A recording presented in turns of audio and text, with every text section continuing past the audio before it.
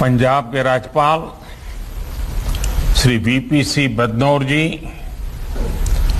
पंजाब के मुख्यमंत्री कैप्टन अमरिंदर सिंह जी, केंद्रीय मंत्रिमंडल में मेरे सहयोगी श्री जी किशन रेड्डी जी,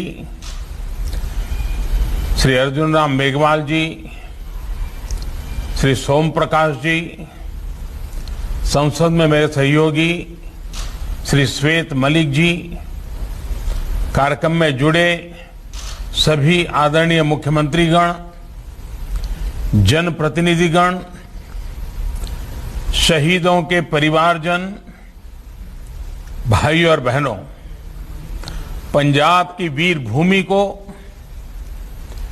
जलियांवाला बाग की पवित्र मिट्टी को मेरा अनेक अनेक प्रणाम।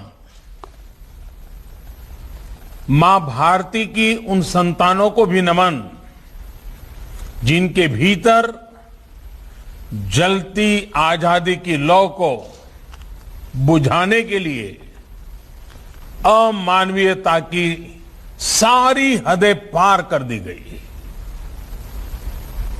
वो मासूम बालक बालिकाएं, वो बहनें, वो भाई जिनके सपने आज भी जलियांवाला बाग की दीवारों में अंकित गोलियों के निशाने में दिखते हैं। वो शहीद कुआं जहां अनगिनत माताओं बहनों की ममता छीन ली गई, उनका जीवन छीन लिया गया, उनके सपनों को रौंद डाला गया, उन सभी को आज हम याद कर रहे हैं। भाई और बहनों, जलियांवाला बाग वो स्थान है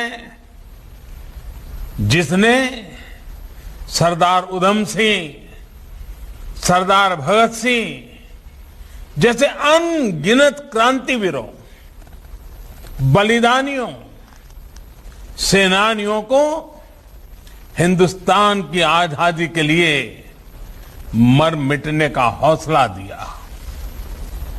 13 अप्रैल 1919 के वो 10 मिनट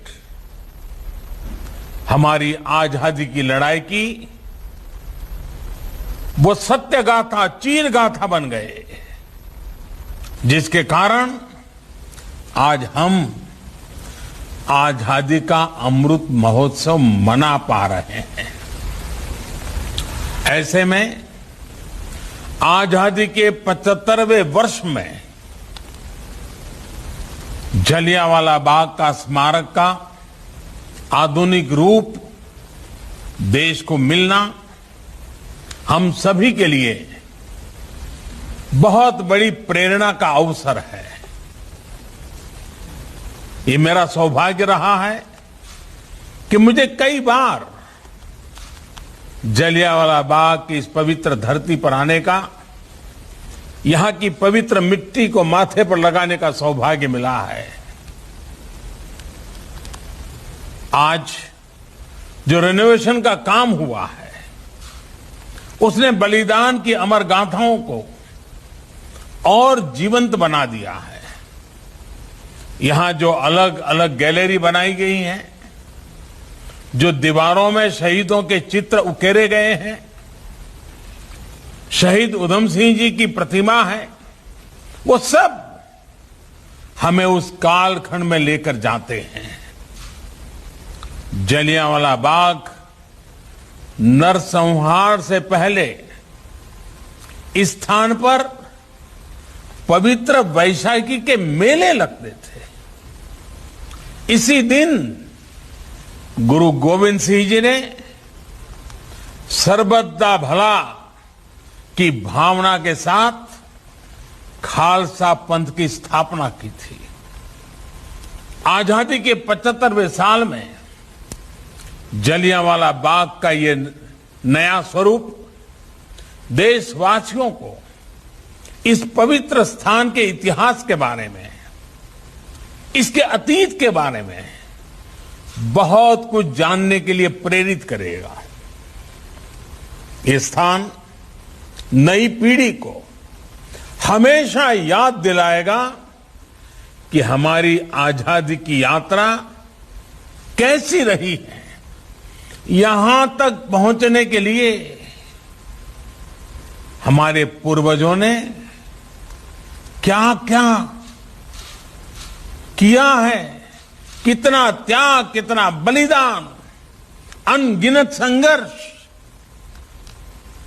राष्ट्र के प्रति हमारे कर्तव्य क्या होने चाहिए, कैसे हमें अपने हर काम में देश को सर्वोपरि रखना चाहिए, इसकी भी प्रेरणा नई ऊर्जा के साथ इसी स्थान से मिलेगी। साथियों, हर राष्ट्र का दायित्व होता है कि वो अपने इतिहास को संजो कर रखें। इतिहास में हुई घटनाएं हमें सिखाती भी है और आगे बढ़ने की दिशा भी देती है। जलियांवाला बाग जैसी ही एक और विभीषिका हमने भारत विभाजन के समय भी देखी है। पंजाब के पश्चिमी और परिश्रमी और जिंदा दिल लोग तो विभाजन के बहुत बड़े भुक्तभोगी रहे हैं।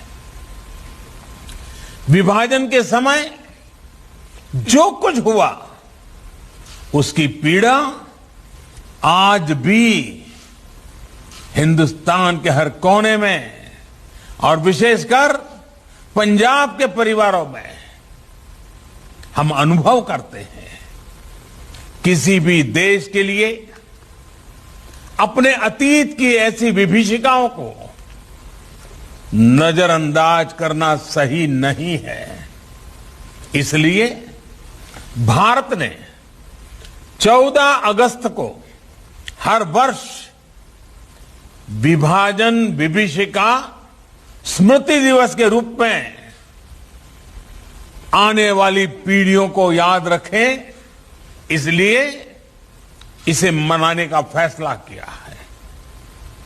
विभाजन विभीषिका स्मृति दिवस आने वाली पीढ़ियों को भी याद दिलाएगी कि कितनी बड़ी कीमत चुकाकर हमें स्वतंत्रता मिली है।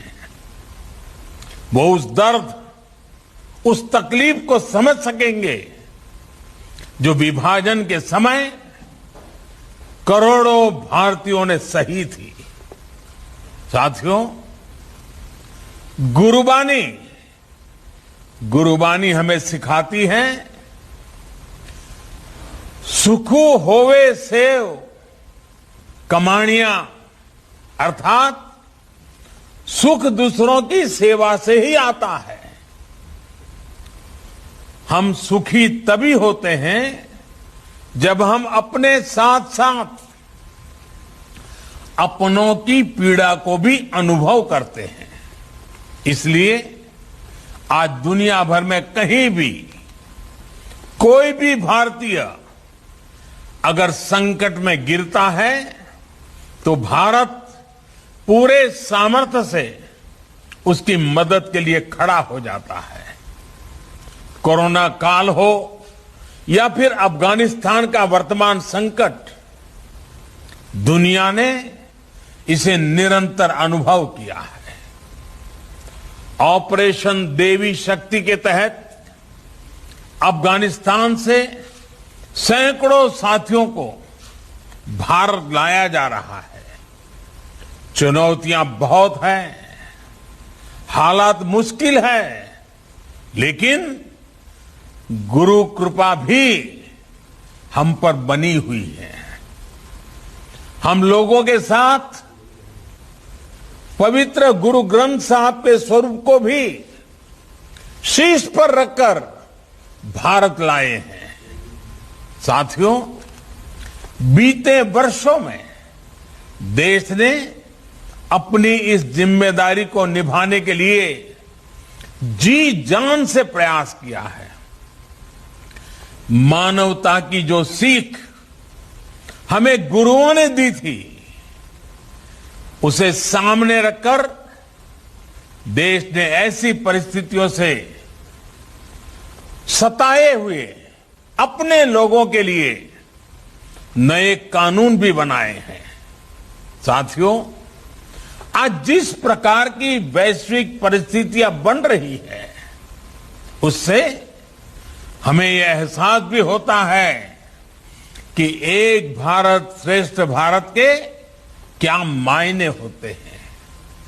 ये घटनाएं हमें याद दिलाती हैं कि राष्ट्र के रूप में हर स्तर पर आत्मनिर्भरता और आत्मविश्वास क्यों जरूरी है, कितना जरूरी है।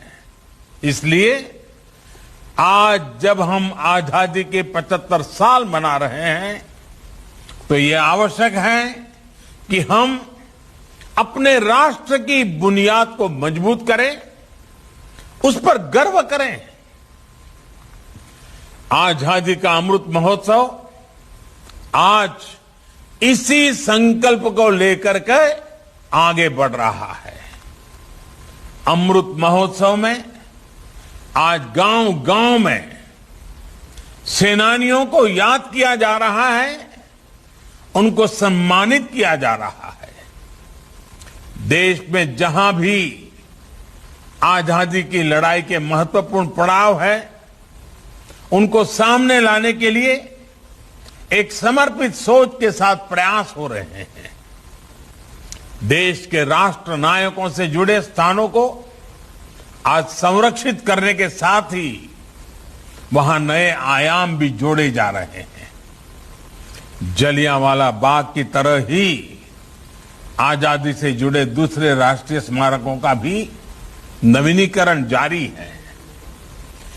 इलाहाबाद म्यूजियम में 1857 से लेकर 1947 की हर क्रांति को प्रदर्शित करने वाली देश की पहली इंटरैक्टिव गैलरी, इसका निर्माण जल्द ही पूरा हो जाएगा। क्रांतिवीर चंद्रशेखर आजाद को समर्पित ये आजाद गैलरी सशस्त्र क्रांति से जुड़े वहां उस समय के दस्तावेज, कुछ चीजें, उसका भी एक डिजिटल अनुभव देगी। इसी प्रकार कोलकाता में विप्लवी भारत गैलरी के में भी क्रांति के चिन्हों को भावी पीढ़ी के लिए आधुनिक तकनीक के माध्यम से आकर्षक बनाया जा रहा है।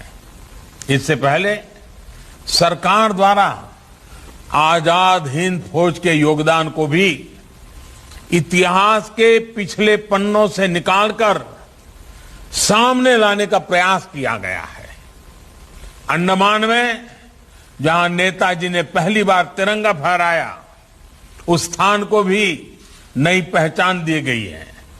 साथ ही अंडमान के द्वीपों का नाम भी स्वतंत्रता संग्राम के लिए समर्पित किया गया है। भाइयों और बहनों, आजादी के महायज्ञ में हमारे आदिवासी समाज का बहुत बड़ा योगदान है। जनजातीय समूहों ने त्याग और बलिदान की अमर गाथाएं आज भी हमें प्रेरणा देती है। इतिहास की किताबों में इसको भी उतना स्थान नहीं मिला जितना उनको मिलना चाहिए था, जिसके वो हकदार थे। देश के 9 राज्यों में इस समय आदिवासी स्वतंत्रता सेनानियों और उनके संघर्ष को दिखाने वाले म्यूजियम पर भी काम चल रहा है। साथियों, देश की ये भी आकांक्षा थी कि सर्वोच्च बलिदान देने वाले हमारे सैनिकों के लिए राष्ट्रीय स्मारक होना चाहिए। मुझे संतोष है कि नेशनल वॉर मेमोरियल आज के युवाओं में राष्ट्र रक्षा और देश के लिए अपना सब कुछ न्यौछावर कर देने की भावना जगा रहे हैं। देश को सुरक्षित रखने के लिए पंजाब सहित देश के कोने कोने को जो हमारे वीर सैनिक शहीद हुए हैं, आज उनको उचित स्थान और उचित सम्मान मिला है। इसी प्रकार हमारे पुलिस बेड़े के लोग, हमारे जो पुलिस के जवान हैं, जो हमारे अर्धसैनिक बल हैं, उनके लिए भी आजादी के इतने दशकों तक देश में कोई राष्ट्रीय स्मारक नहीं था। आज पुलिस और अर्धसैनिक बलों को समर्पित राष्ट्रीय स्मारक भी देश की नई पीढ़ी को प्रेरित कर रहा है। साथियों, पंजाब में तो शायद ही ऐसा कोई गांव, ऐसी कोई गली है जहां शौर्य और सुरवीरता की गाथा न हो। गुरुओं के बताए रास्ते पर चलते हुए पंजाब के बेटे बेटियां मां भारती की तरफ टेढ़ी नजर रखने वालों के सामने चट्टान बनकर खड़े हो जाते हैं। हमारी ये धरोहर और समृद्ध हो, इसके लिए निरंतर प्रयास किए जा रहे हैं। गुरु नानक देव जी का 550वां प्रकाशोत्सव हो, गुरु गोविंद सिंह जी का 350वां प्रकाशोत्सव हो, या फिर गुरु तेग बहादुर जी का 400वां प्रकाशोत्सव हो, ये सभी पड़ाव सौभाग्य से बीते 7 सालों में ही आए हैं। केंद्र सरकार ने प्रयास किया है कि देश में ही नहीं बल्कि पूरी दुनिया में इन पावन पर्वों के माध्यम से हमारे गुरुओं की सीख का विस्तार हो। अपनी समृद्ध धरोहर को भावी पीढ़ियों तक पहुंचाने के लिए काम लगातार जारी है। सुल्तानपुर लोधी को हेरिटेज टाउन बनाने का काम हो, करतारपुर कॉरिडोर का निर्माण हो, ये इसी प्रयास का हिस्सा है। पंजाब की दुनिया के अलग अलग देशों से एयर कनेक्टिविटी हो, या फिर देश भर में जो हमारे गुरुस्थान हैं, उनकी कनेक्टिविटी हो, उसको सशक्त किया गया है। स्वदेश दर्शन योजना के तहत आनंदपुर साहिब, फतेहगढ़ साहिब, फिरोजपुर, अमृतसर, कटखड़ कला, कलानौर, पटियाला हेरिटेज सर्किट को विकसित किया जा रहा है। कोशिश ये है कि हमारी ये समृद्ध विरासत भविष्य की पीढ़ियों को प्रेरित भी करती रहे और पर्यटन के रूप में रोजगार का साधन भी बने। साथियों, आजादी के ये अमृतकाल पूरे देश के लिए बहुत महत्वपूर्ण है।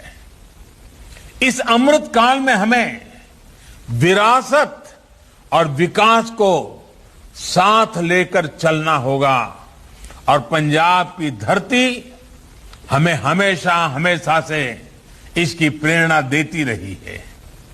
आज ये जरूरी है कि पंजाब हर स्तर पर प्रगति करे, हमारा देश चहुं दिशा में प्रगति करे। इसके लिए हमें मिलकर काम करना होगा। सबका साथ, सबका विकास, सबका विश्वास और सबका प्रयास की भावना के साथ साथ हमें काम करते रहना होगा। मुझे पूरा विश्वास है कि जलियांवाला बाग की ये धरती हमें हमारे संकल्पों के लिए सतत ऊर्जा देती रहेगी और देश अपने लक्ष्यों को जल्द पूरा करेगा। इसी कामना के साथ एक बार फिर इस आधुनिक स्मारक की बहुत बहुत बधाई, बहुत बहुत धन्यवाद।